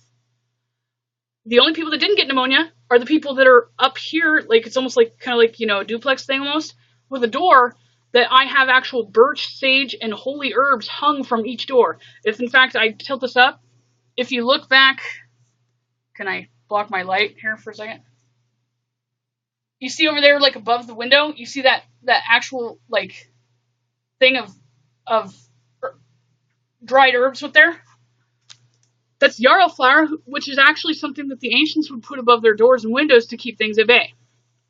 You'll also occasionally see like pentacles everywhere. Those are actually barriers as well. I have them on my windows. So they literally can't come up here. So they actually attacked everybody physically down in the house because of what I did, and gave everybody pneumonia. And because everybody went to the ER for it, I have actual third-party documentation showing that they give pneumonia. And if you reference the ancient folklore and herbal lore of Babylonia, the spitting venom is directly associated with the witch doctors, the sibyls, and the oracles or whatever from Babylonian times. Meaning that a lot of these herbs that are actually, that I'm using now, are the ones that they would use homeopathically. Just kind of jump in. How's it going? It's going in. What's wrong? There's nothing wrong. I'm actually a solution person. So if you're looking to discuss solutions, or get just whatever, if you enjoy that, then go ahead and stay. If you're like that one John guy who thinks that they need to solve my problems, thank you, but no thank you. Anyway, God damn it, I lost my train of thought. Son of a bitch, you assholes. What was I saying, Boo? I was reading. Of course not. Anyway, I'll just get back to it. So, thank you. Anyway, so, yeah, nope and okay. Yeah, you just came here to try to, you're Miss Cleo's. Thank you, Miss Cleo, goodbye. I don't want to pay you $1.99 for a minute of advice. See, I'm here giving people advice for free, and this person just jumped on and tried to actually pitch something to me. You're funny. You dick, Miss Cleo. Yeah. Or it's the ether's trying to do that. But anyway, because I know I just lost my train of thought. But anyway, so everybody contracted pneumonia. So actually, I do make tinctures. That's what I was getting to. I do make a tincture because I follow medical astrology and ancient Hippocrates and Nostradamus even, some of his ingredients to cure things. Those things are derived directly from Babylonians and Egyptians and everything. So, funny thing, I think you have a problem. Oh, that's so funny. So Rainbow Sepia just came on and said, hey, how's it going? What's wrong? And then I said, if you want to talk about solutions, that's cool. And she says, nope, okay. Then instantly just now somebody logs on that's a new user that says, I think you have problems. Aren't you funny, dude? Who is it? They probably know you. No, the Rainbow person that just came on right after they left. A new anonymous account just came up and said, I think you have problems. Right? Projection, exactly, Frederick. Jeez. It's just like, hey, Rainbow, so I actually have it documented. I had another person just like you jump in my fucking feed one time, and he tried to tell me that the world was going to end on the 23rd, even though I was actually saying, oh, that's funny. You know that you can actually make 2 accounts, right? I actually have Opera and Google Chrome open, and I could actually be a troll in my own feed right now if I wanted to, but I don't want to actually slow down my internet because everybody and their mom in this house watches Netflix. So I'm not going to do that to prove it, but you're really funny. But anyway, no, that's fine. I mean, it's fine if you're a nice person, but I mean, and I was nice too. I said, if you'd like to talk about that, that's what I'm talking about today. But if you're not, then you're not. And actually, if you are even sensitive, just like Fred, you know this too, if she is a sensitive, that's why the Bible also references if you speak tongues or talk to spirits like you potentially are evil. It's not that you're evil, it's that you're easily manipulated and swayed and persuaded to do what the ethers want you to do. So, funny enough, as I'm now getting to the demonic thing downstairs and actually talking about how they actually can give you fucking pneumonia and how the ancient Babylonians talked about physically making you ill, and Jupiter is going into Scorpio next week, which is going to magnify flu season. They're actually planning on causing a pandemic. And I've actually talked about that. And actually, because Boo won't interrupt me anymore, the people downstairs have been bitched at and yelled at by me enough now to where they're not going to start bugging me and they need to be going to bed soon. And even some of my friends like Fred here, he's also sensitive, picks up on things like that. He knows when they're actually trying to get his attention to then, distract me. But joking them, he's actually involved with this and is interested in this, and he wants to listen to this. So they can't use Fred anymore. And I also have both browsers open because I'm allowing my Facebook to just go haywire, which I'm not even going to look at it, on the other browser while it's muted. So I don't actually get the updates on my phone and interrupt myself. But this is an actual example, yet again. I have over an hour's worth of showing physical people online, people going into my feed, because all you're trying to do is actually, the ethers are trying to distract me. When people, because I have Saturn in Sagittarius, and I have it square Mars, I'm very critical, because it's in Virgo, of when people criticize what I'm saying.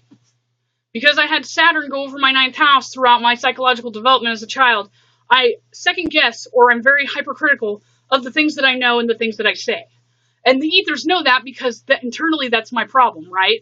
So they know that if they actually coerce people to come forward and call me stupid or try to belittle me, that even though I'm confident in myself now, that it still is the best way to antagonize me because I have Halimea and Vulcan as well as Mars in a stellium together. And it's squaring my Uranus and my moon and everything.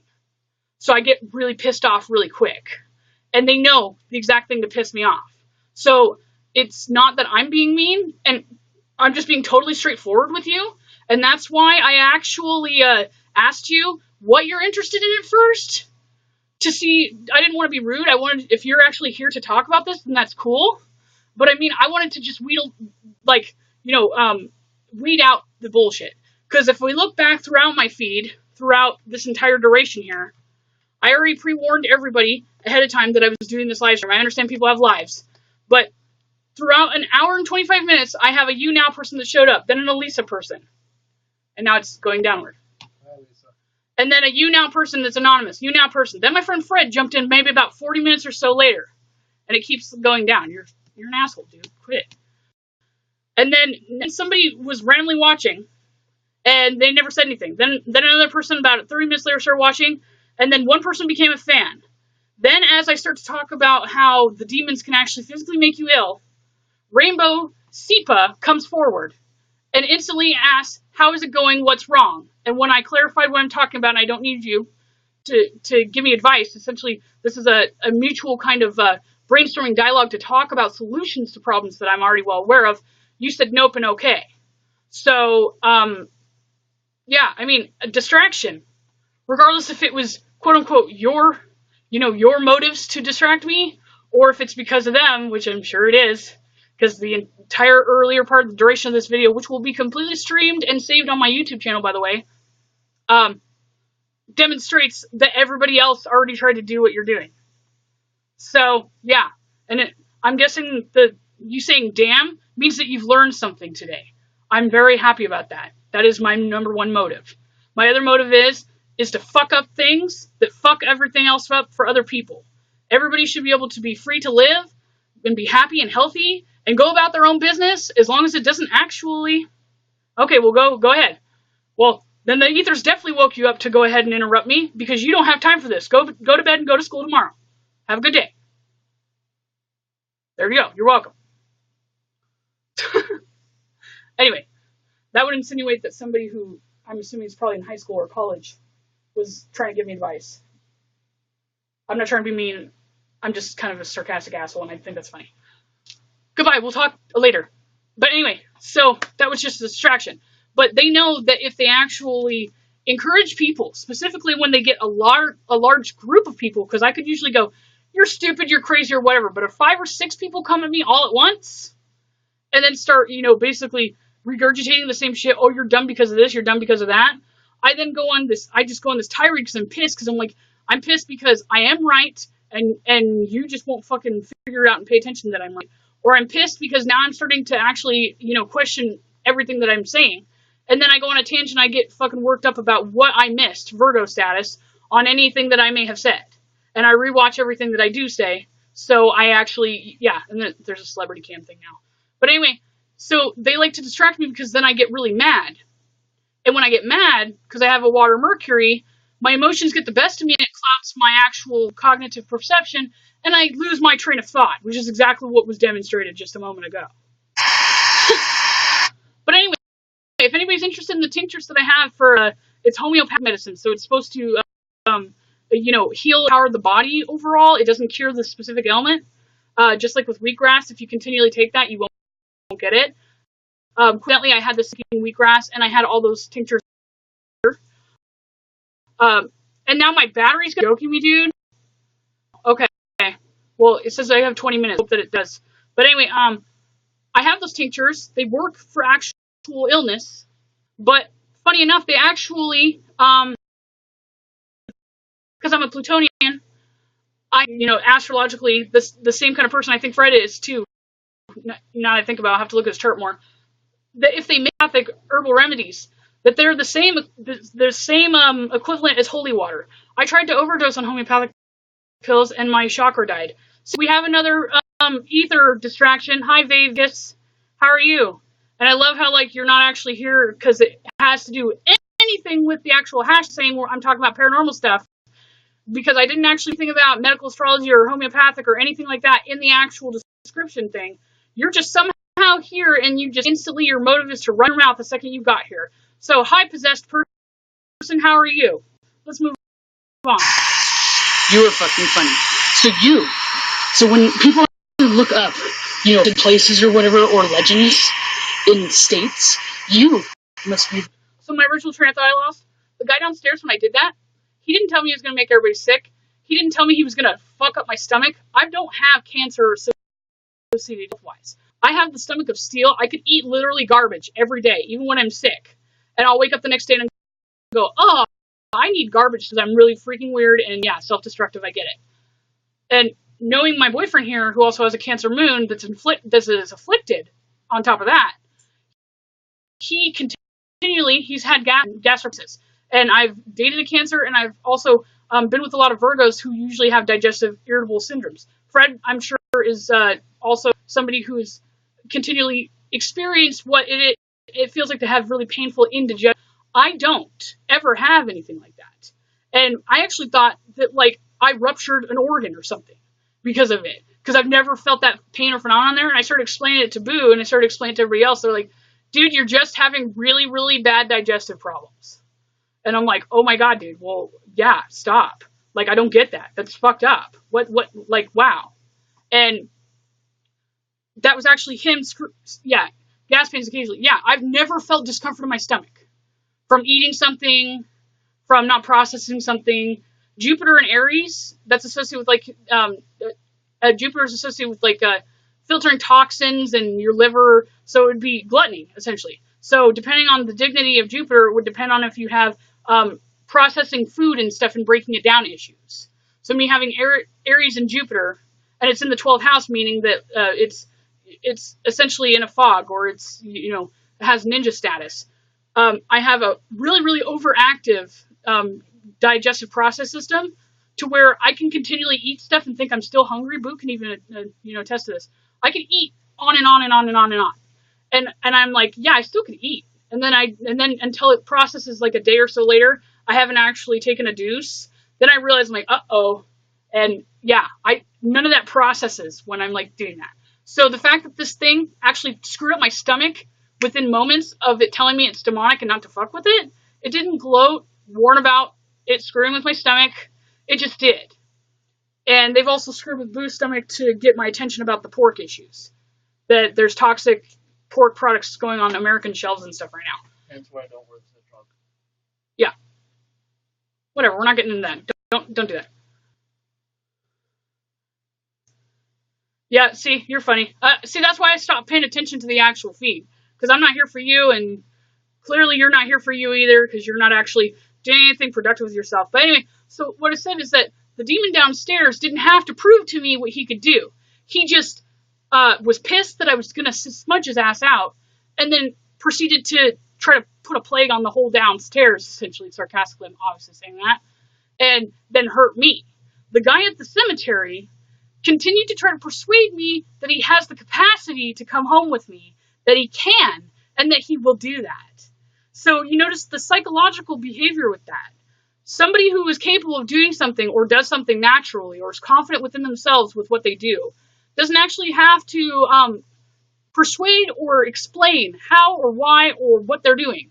They just do it, because actions do speak louder than words, and people don't feel the need to project some sort of validation or virtue signaling or reassurance, or to try to actually deceive and persuade people to believe that they're doing what they're actually doing. So when somebody continually runs their mouth about something that they do, i.e., I use the same kind of psychological behavior mechanisms with the dead as well. Because since they can infiltrate your mind, and since they are intelligent, lingering consciousness, it's specifically their mind that's still there. So any kind of psychology theory or behavioral theory still applies to the dead.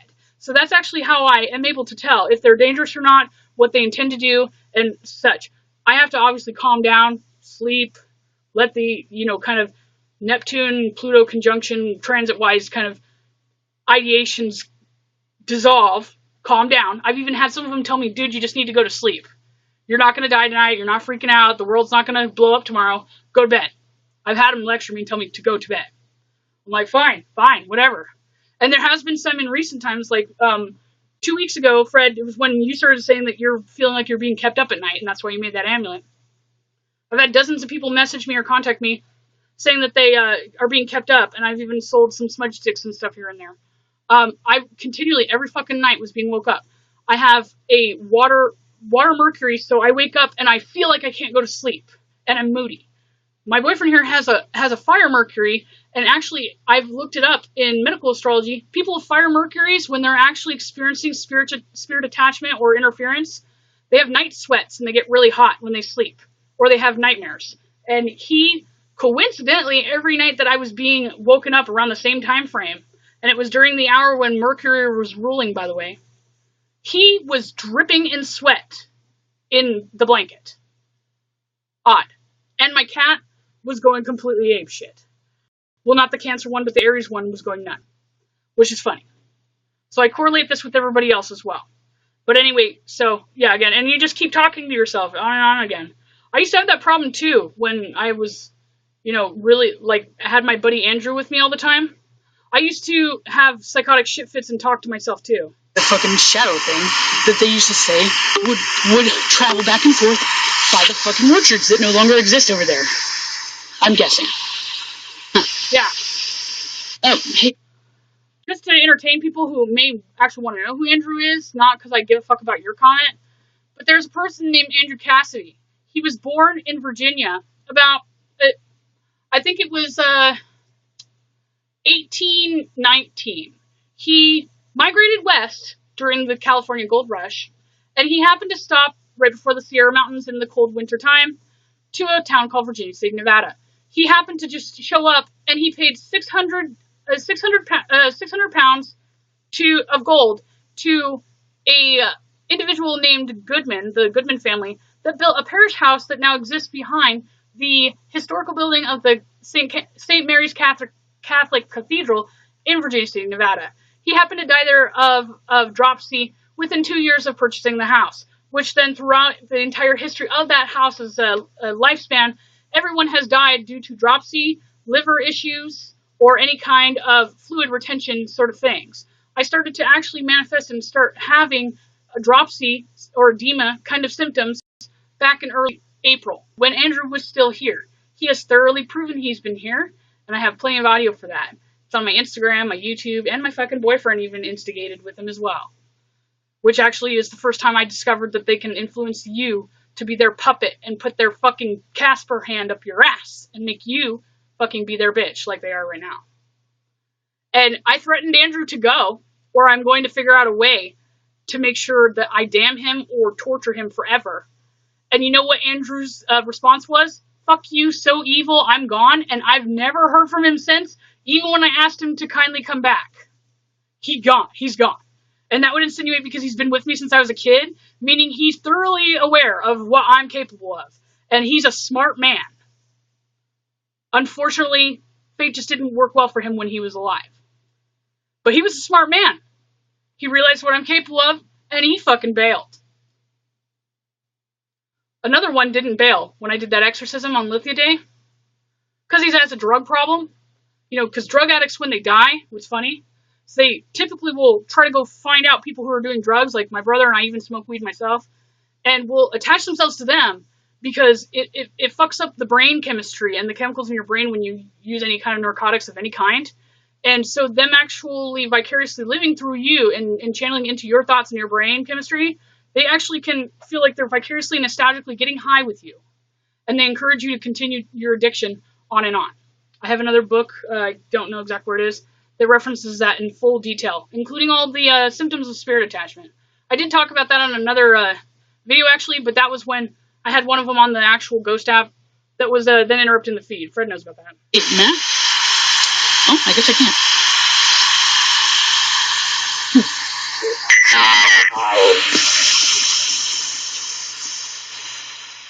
Yeah, so I'm at the cemetery I was in April, and that fucking thing that tried to stalk me down is here and back and hurt me, but he's coming with me.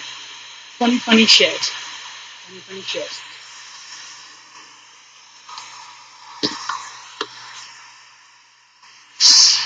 Dissolve what? I know you guys are poster. Dissolve the poster.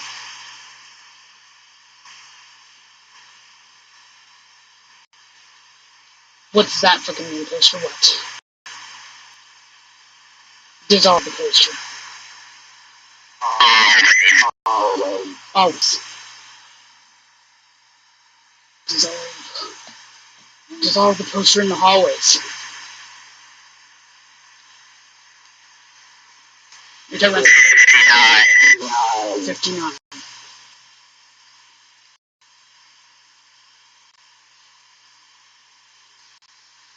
Are you talking about my dad?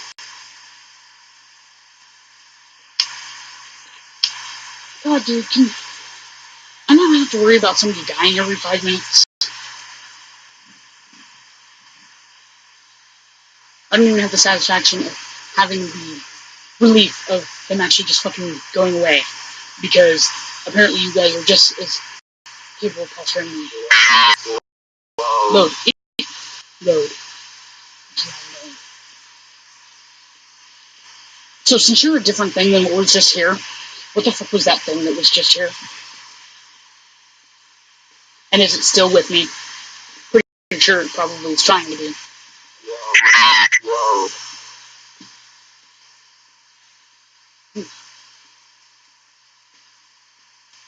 That motherfucker. If he fucking came to me, Battery's running slow. Load slow. Yeah, I got it. Yeah, my phone's probably really fucking slow.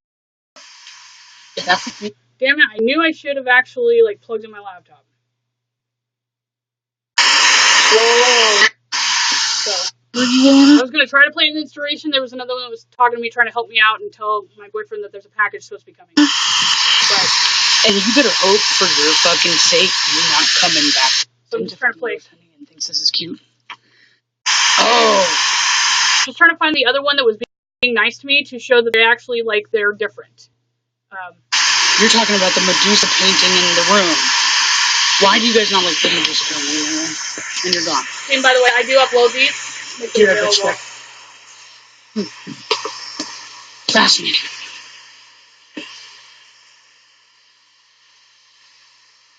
Put it slow. They actually told me about future events. Like they told me about Hurricane Harvey. I have all the proof on my YouTube channel if you actually want to look at that. But I know that you're actually just here because you're a dipshit. And again, you have Casper hand up your ass right now. And that's why you actually continue to post comments. Because if you were actually, expecting there to be some sort of exchange of intellectual dialogue, you would actually get tired of continually talking to yourself in the stream. And what's funny, too, is that I actually love to do this for behavior kind of things.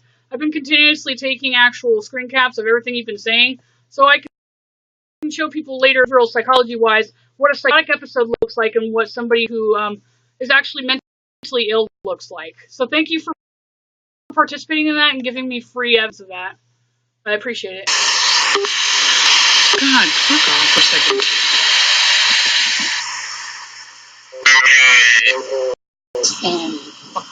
So I cut it short a little bit right there, but like that was when I was going towards the newer part of the cemetery because I was kind of over, and I was like, dude, stop for a second. And this point, like, is just like confused, recently died, and just that there's potentially somebody here to listen to them, and I could just hear their voice. I felt bad. I had a fucking feeling that I was supposed to piano.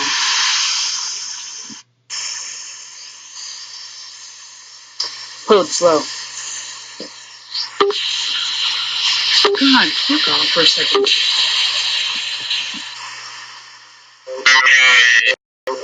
And fuck you, dude, wherever you are, whatever you are.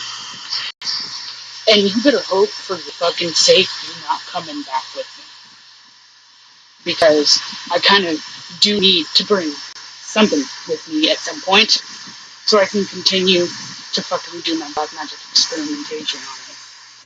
Oh, okay, so my Facebook that I have is, you can actually look it up. Just look up Chaos Astrology or Ray Reinhardt's. Google it. Go to my Facebook pages, like my actual business pages, or go look for my YouTube channels that are associated with that. I've already thoroughly, and my Instagram, I've already thoroughly provided all of my my premeditated and my predictions about the actual eclipse and all the chaotic weather. And I have thorough documentation. I even picked the exact line that Irma was going out of the 20 plus that were there. And I've also explained why there's a confusion with meteorologists actually not being able to tell exactly the direction, kind of where it's going at this point. because, you know, basically basing a hurricane that's in the Atlantic is going to somewhere go between the half of the Atlantic and maybe half of the United States continent is not great meteorologist reporting or any kind of research, just to let you know. But I actually did pick it, and I could have helped them with that. But since I have thorough documentation, and I go ahead and actually screen cap how retarded you are, so Ray Reinhardt's Apple Valley Astrologer, Chaos Astrology, Pluto Paranormal, Plutonian Confessions, all the evidence is there. If you continue to run your mouth, it's just evidence enough that you're one of those same idiots that thinks they know everything, and you actually don't know shit, and you continue to talk as if like you're demeaning like my ideas or and it's not even my ideas, my conclusive evidence of what has happened, and that I have timestamps of actually predicting these way before they actually transpire. Yeah, you just make yourself look stupid, dude. And I wish I could have actually screen capped most of the commentary from you before now, but because there's been a continuation of people like you, and I freaking love to keep this. I have actually a whole album of idiots like this, and we get a good laugh at it, and I use it for behavioral psychology and all kinds of stuff. I will be the first person to actually make profit off of people publishing a book using their retarded shit that they post on actual social media. Don't worry, I won't use your name directly, even though it's actually an alias, so I technically, like, by copyright and libel, I technically could, but I won't. But funny enough, go ahead and just continue, because you're just actually feeding in and giving me plenty of data for my book that everybody's waiting for me to publish, so thank you. But anyway, let's go ahead. How much more percentage on my computer? Alright, so my speculations initially is he didn't cuff me. I had stuff that was supposed to keep him off of me. He couldn't attach to me, hence why he threatened to attach to my ring. I thoroughly put my ring, put the smoke over my ring or whatever, and where the hell? I put that in that box. That's right. I put the patchouli smoke over it, and then I also put it in the giant bag of citron quartz all overnight. So if he is in there, he's either loitering around here. If he's still here, I doubt even he could come. Because in theory, if I had everything that you would need to cast banishment or to basically tell them to get lost, see that so did Ann. You just proved exactly what your problem is. You are a leftist, psychotic, delusionally programmed person. And unfortunately, that's another reason I can't stand the astrological community and some of the metaphysical community. Because you know what's funny? Okay, so what's funny? I predicted that Trump was going to win the election. I didn't like him, didn't care about him. I decided instead, I'm like, shit, well, there's nothing I can do.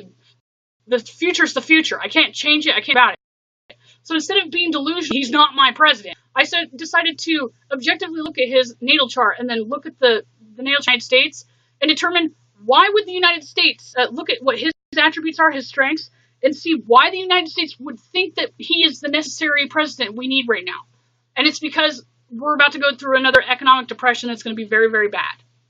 And he keeps trying to repeal Obamacare because that's specifically actually going to completely fuck everything over. And he obviously has an astrologer just like J.P. Morgan does. How do you think all the people on the stock exchange know how to rip you off and take your money? So he's decided instead, realizing that way that all the Wall Street, including himself, were leading the country, that they're actually going to successfully completely topple the country over, and everybody is going to lose. Because if all the elite people are basically on some sort of pedestal or throne that is being held up by all the peons, the peasants, the working class, and poverty people, if you wipe out the poverty people underneath, there's nobody to hold up your fucking pedestal. And he realizes that. Having Neptune with his Jupiter conjunct in the second house of finances, he's well aware, and that's why he highlights that he's filed Chapter 13 bankruptcy, which is just that he's going to end the business and he just needs a payout to pay everybody's paychecks so they can go. That's what it actually is, but nobody actually knows anything. Since he knows what it's like to struggle, he can relate. And he also realizes that his astrologer probably told him, your businesses are going to be fucked soon, by the way. And everywhere else is going to turn into Durkistan because of the Muslim invasion and the whole, pre-Crusades kind of thing. And so America's going to be the only place that you will be able to have a gun, be safe, protect yourself from, the jihad coalition. And so if he doesn't save America's economy, he's fucked also. So even if people say selfish, he's actually primarily doing it for self-preservation as well. And so what's funny is I went to NORWAC, which is supposed to be, a conference for professional astrologers. I have the opening ceremony of every single person who's a credible astrologer standing up and saying how horrible Trump is, how we need to stop him, and he'll never be president, and Hillary's going to win. Every single person who actually gets paid hundreds and thousands of dollars to actually predict people's futures, and they actually believe it, all swore down that he was going to lose and Hillary was going to win.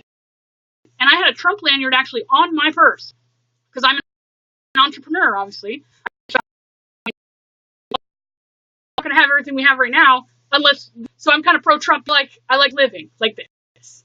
And although, I wouldn't say well prepared. That's the problem. I'm not as prepared as I wish I was for some sort of apocalyptic, free all, no kind of society rule and order. I kind of want to steer towards saving it. That's why I was pro-Trump. So I actually had people just like you come forward and start going histrionic, crazy, psychotic on me for having the audacity to have a Trump lanyard. And I'm like, I'm sorry, it's a free country. It still is a free country, by the way. Still free. And by the way, you guys are profiting off of me paying to be here. And I'm also a paying customer sitting here and also not standing up and being fucking psychotic like you guys and saying how nuts you are, despite the fact that Trump did win. And I even asked some of them later when Trump did win, because I even live streamed, the election turnouts as we were going state by state because I was in the East Coast. And I showed it to them, and they called me crazy and stuff. And they just said, you're fucking stupid anyway. The medieval kind of astrology predictions are outdated. Clearly they're not outdated, because I'm the only one that apparently thought Trump was going to win. Not thought. Did. I did know. Yeah. That was before the dead started telling me. Funny. Yeah, actually, older methods always work. Because something that takes a lot of time and effort will be done right the first time. Because think of like somebody who's like trying to like hand carve something beautiful, like an actual like China hutch. If they do it really quickly and fuck up their piece of work and wood, the amount of time they have to go into to then get another chunk of wood, bring it, polish it up and actually smooth it out, sand it down, and then start to intricately cut it out again is not worth just being very careful and doing it right the first time.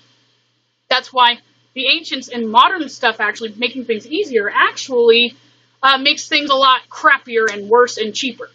I can even use a more modern kind of context for example. If you think back if you're a 90s kid, by the way, the EMF's on and it's at 60 for him to talk or whatever. Hey, asshole, if you're here from the cemetery, you can go ahead and come forward or whatever.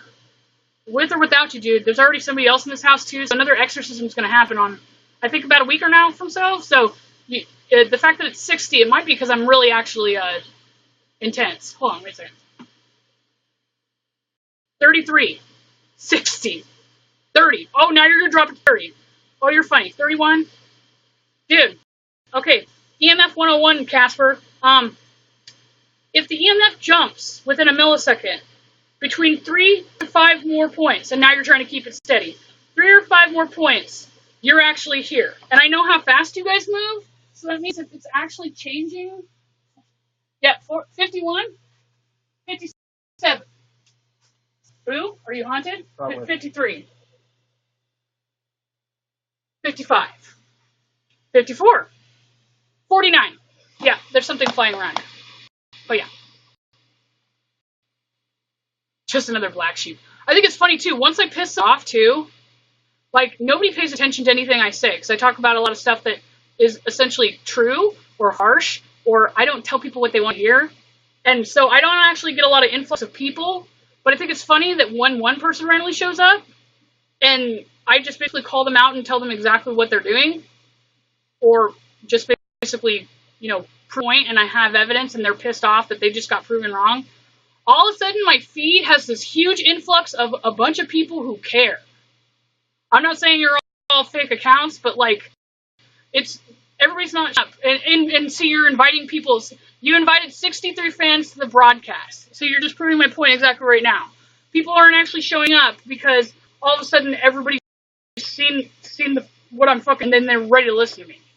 It's because you're actually doing what Marxists do. And you are actually, you group herd kind of psychopathic uh, tactics, more or less, to try to create a mob. And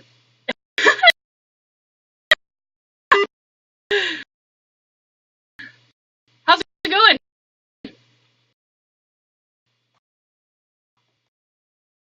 Oh, dude, it just died. Are you serious? Fucking